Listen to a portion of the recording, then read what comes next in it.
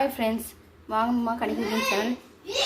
இப்போ வந்து நம்ம ஃப்ரைட் ரைஸ் செய்ய போகிறோம். கோஸ் கொஞ்சம் எடுத்துருக்கோம், கேரட்டு, பீன்ஸு, கேப்சிகம், இஞ்சி பூண்டு பேஸ்ட்டு, மிளகாத்தூள் கொஞ்சம் கொஞ்சம் எடுத்துருக்கோம். தேவைக்கேற்ப எடுத்துக்கலாம் எவ்வளோ வேணுன்ட்டு. பிரியாணி அரிசியில் புழுண்டு சாப்பாடு வடித்து வச்சுருக்கோம். இப்போ வாங்க எப்படி பண்ணலான்னு நம்ம பார்த்துக்கலாம். எண்ணெய் தேவையான அளவு ஊற்றிருக்கோம். எண்ணெய் கஞ்சோன்னா இஞ்சி பூண்டு பேஸ்ட் போட்டுக்கலாம், வடிச்சு எடுத்துக்கலாம். இப்போ வந்து இதை கிளறி எடுத்துக்கலாம்.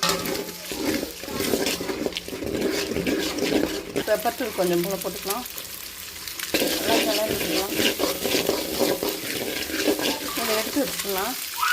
கிண்ணியில் கொஞ்சமாக எடுத்து வச்சாச்சு, கொஞ்சமாக ஓரமாக வச்சாச்சு. இஞ்சி பூண்டு பேஸ்ட் போட்டுக்கலாம். சூப்பில் போட்டுக்கலாம். நல்லா பச்சை வதங்காலும் பதக்கலாம். மீன் போட்டுக்கலாம்.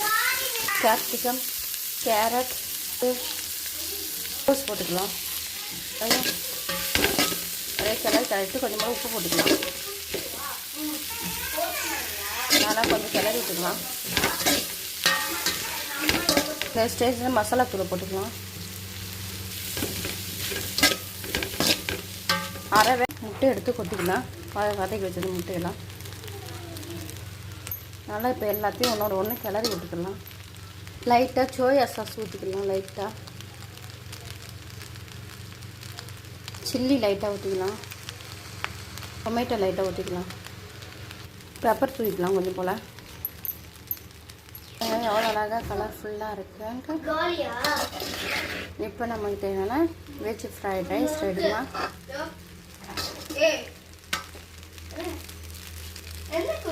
செம்மையாக இருக்குது பார்க்கும்போதே.